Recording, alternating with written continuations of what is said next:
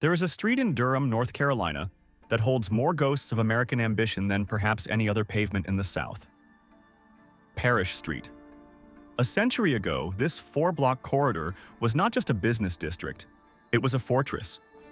It was the headquarters of North Carolina Mutual Life Insurance, the Mechanics and Farmers Bank, and a thriving ecosystem of black enterprise that W.E.B. Du Bois famously chronicled, calling Durham the capital of the black middle class. They didn't just call it downtown, they called it Black Wall Street. But history is not static.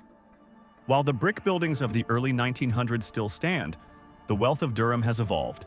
It has moved from the segregated economy of survival to a global economy of dominance. The new Black Wall Street is no longer confined to a single street. It is found in the biotech labs of Research Triangle Park, the penthouses overlooking the Durham Bulls Athletic Park, the recording studios that produce Grammy-winning albums, and the digital boardrooms where venture capital meets social justice. Durham is unique.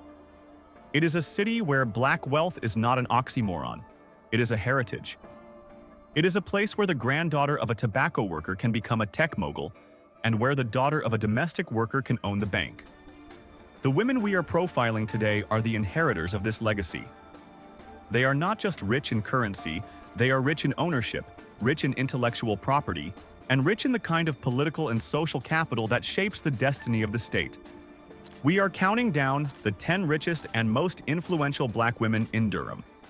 These are the women who have taken the torch from the founders of 1906 and carried it into the digital age.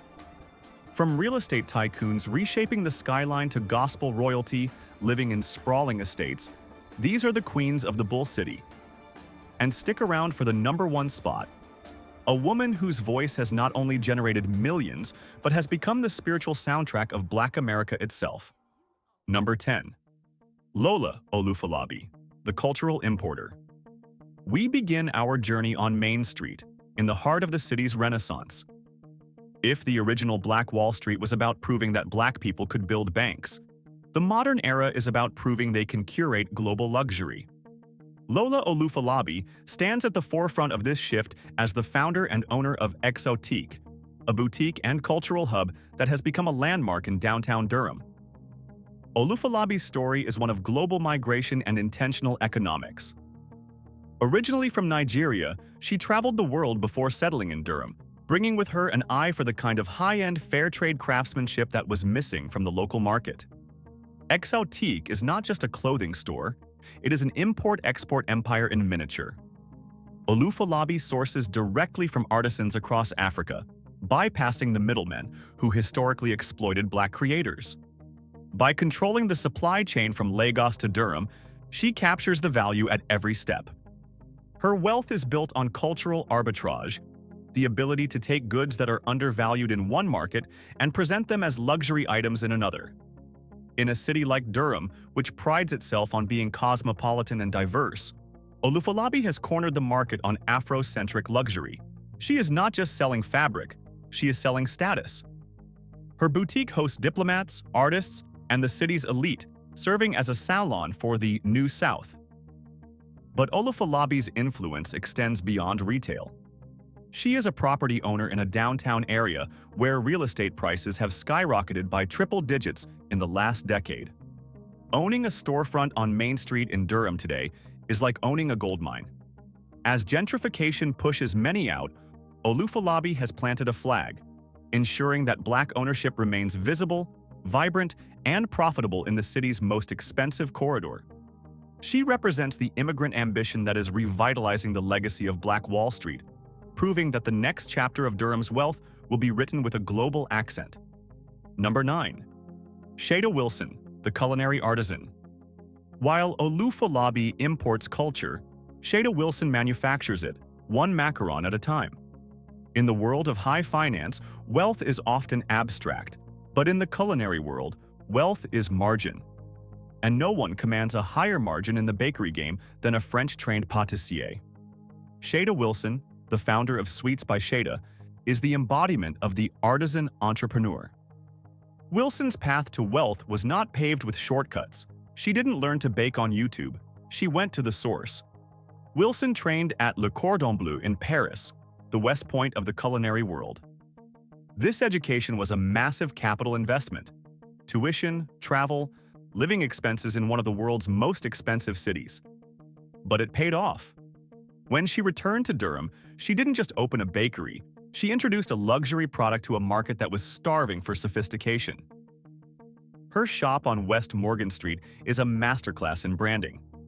By specializing in macarons, a notoriously difficult pastry to make, she created a barrier to entry that few competitors could cross. She isn't competing with the grocery store cupcake. She is competing with memory. Her clientele includes the tech executives of RTP and the doctors of Duke Health, people who have the disposable income to pay premium prices for perfection. Wilson's financial success is a testament to the specialization economy.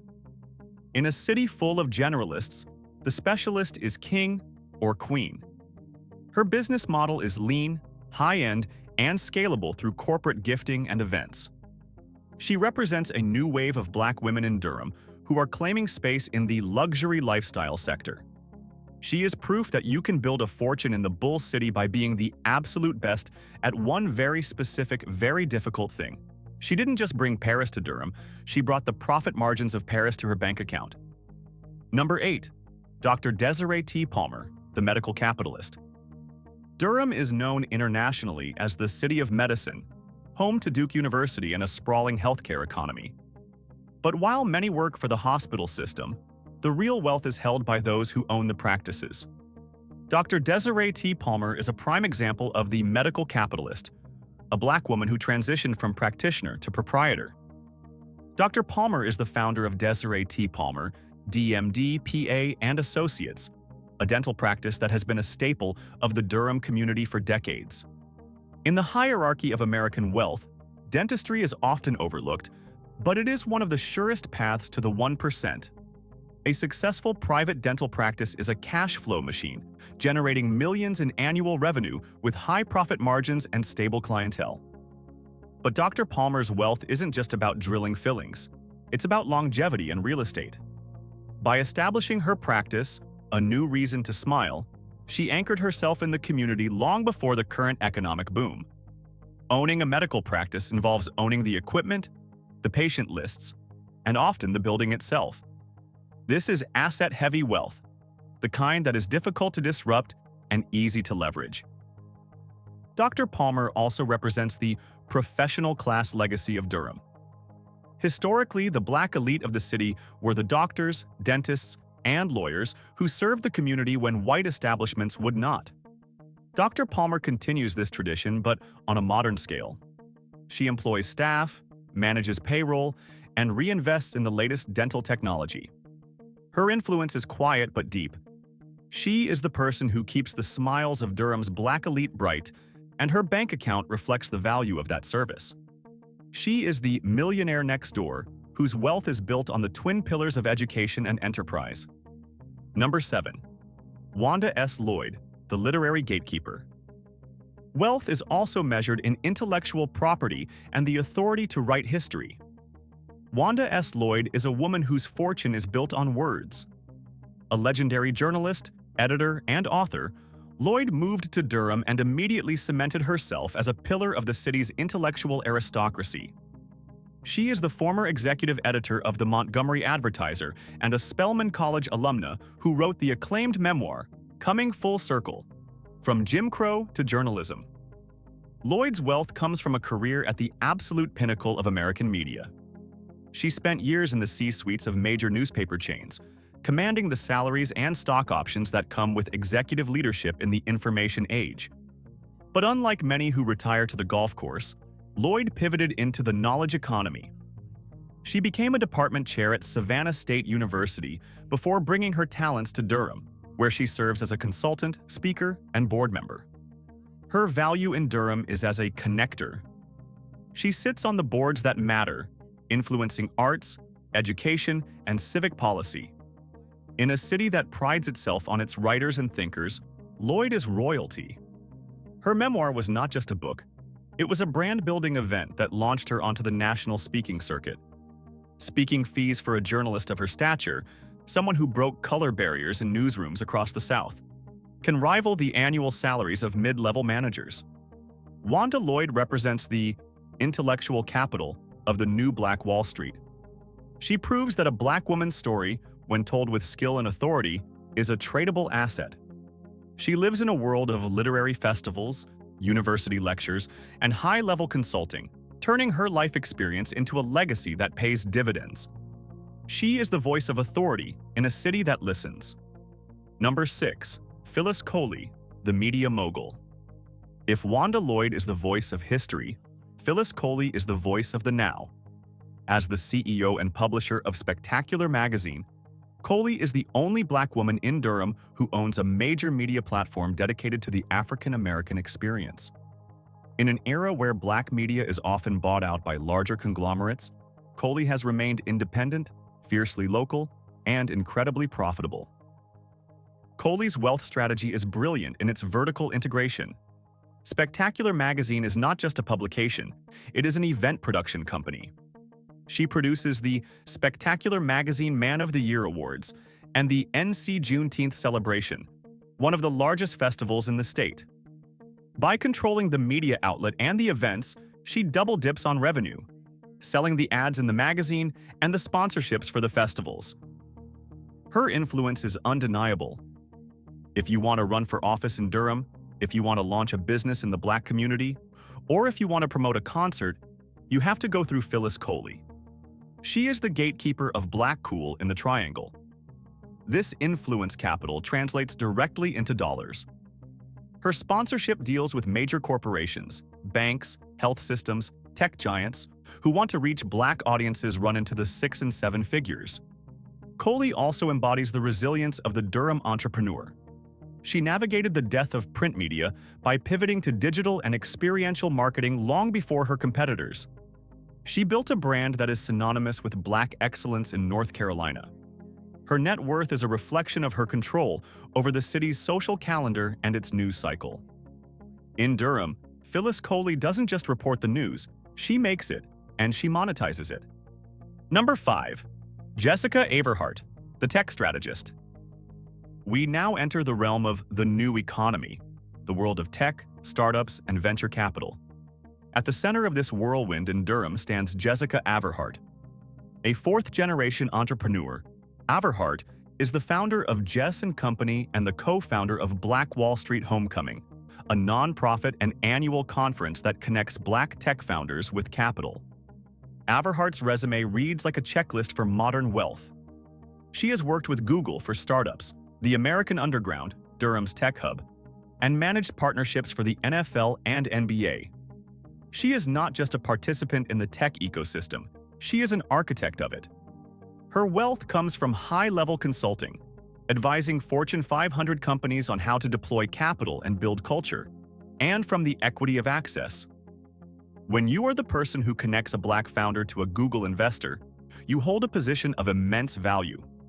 Averhart leveraged this position to build Black Wall Street Homecoming into a national brand, attracting investors from Silicon Valley to Durham to see what the new Black Wall Street looked like. This is network capital at its finest. Her lifestyle reflects this high-flying status. She is a reinvention strategist, selling her expertise to executives who are willing to pay top dollar for her coaching. She moves between the boardrooms of RTP and the startup incubators of downtown Durham with ease. Averhart represents the future of Black wealth in the city, a future that is digital, scalable, and interconnected. She is proving that the spirit of 1906, Black ownership and financing, can be rebooted for the algorithm age. Number 4. Tammy Harris, the real estate tycoon. Land. It is the original source of wealth, and in Durham, no Black woman commands the land quite like Tammy Harris. As the owner of the Tammy Harris real estate firm, she is one of the few Black women in the Triangle to own a full-service brokerage with a team of agents working under her banner. Harris is not just selling houses, she is moving markets. In the last 5 years, Durham's real estate market has been one of the hottest in the country, with home values nearly doubling in some neighborhoods. Harris has been at the center of this boom, facilitating millions of dollars in transactions annually. Every time a house creates a bidding war in Parkwood or Hope Valley, there is a good chance Harris or her team is involved. Her wealth is built on volume and leverage. Unlike a solo agent who can only sell so many houses a year, Harris built a firm. She gets a cut of every deal her agents close. She also operates in the commercial space and land acquisition, the big-ticket items that generate massive commissions. Her firm offers property management, investment consulting, and luxury sales. Harris represents the Black landowner legacy. The original Black Wall Street was built on the fact that Black people owned the buildings. Harris is ensuring that legacy continues. She is a visible, powerful figure in the local economy, driving a luxury car with her branding wrapped around it, unapologetically claiming her space in a field dominated by large, white-owned franchises. She is the queen of closing, and her net worth is a direct reflection of Durham's skyrocketing property value. Number 3. Kim D. Saunders, the banker of the legacy. If we are talking about Black Wall Street, we must talk about the bank. Mechanics and Farmers Bank, M&F Bank, is the heartbeat of Durham's Black economy, the oldest Black-owned bank in North Carolina. And for years, the woman holding the keys to the vault was Kim D. Saunders. Although she is no longer the CEO, her tenure and her subsequent ventures have cemented her as one of the wealthiest and most powerful financial figures in the state. Saunders served as the president and CEO of M&F Bank from 2007 to 2014, steering the historic institution through the 2008 financial crisis, a feat that saved Black wealth in Durham when other banks were collapsing. A bank CEO's compensation is significant, but Saunders' wealth goes deeper. She is a Wharton School graduate, the same school as Donald Trump and Elon Musk, giving her access to the elite circles of global finance.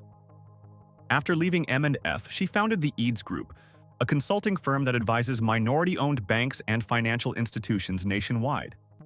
She sits on the boards of major national organizations, influencing federal monetary policy and community development banking. This is institutional wealth. Saunders is not just rich, she is a keeper of the capital. Her influence in Durham is foundational. She is the link between the founders of 1906 and the fintech disruptors of 2024. She understands the regulatory environment, the capital markets, and the community needs better than anyone. Kim Saunders proves that banking is still the ultimate power move. In a city built on finance, she is the Iron Lady of the Ledger. Number 2. Nena Freelon, the jazz aristocrat. We move now from the bank vault to the penthouse. Nena Freelon is not just a singer, she is Durham's global ambassador of culture. A 6-time Grammy nominee, Freelon is one of the most respected jazz vocalists in the world. But her wealth story is one of dual income power and smart asset management.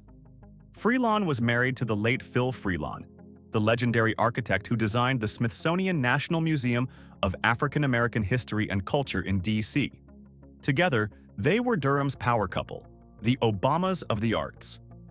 Their combined wealth allowed them to invest heavily in Durham real estate, including a stunning, custom-designed penthouse in downtown Durham that was featured in the Wall Street Journal.